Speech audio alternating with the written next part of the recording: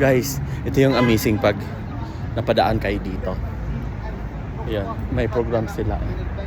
It's parang I think radio station. So ngayon guys, ito yung pinaka-amazing dito. Pag nandito ka guys, isang bisis lang ako nakasakay niya noon. Papakita ko sa inyo guys. Nasakyan ko doon. Yun pala, dati, sa amo ko yun, nirintahan ng amo ko. Grabe guys, nakita nyo yan? Limousine. Nakita nyo yan? Grabe, kaganda yan. Oo. Yan po siya. Nakita nyo yan? Grabe, ang ganda. Yes.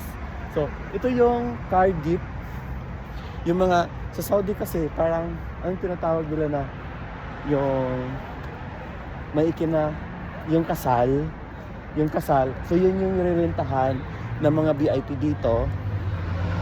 At saka gusto nila yung mga ganyang car sa sakyan. It's a limousine.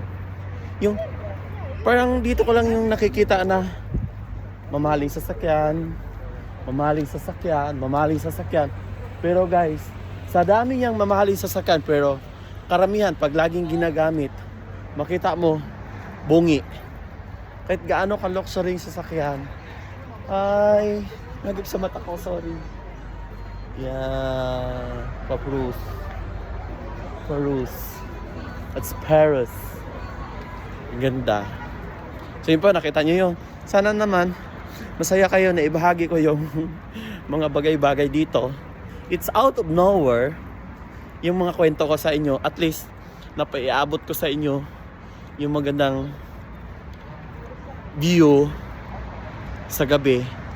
Pag gabi pala kayo gumala dito sa Riyadh. Thank you guys.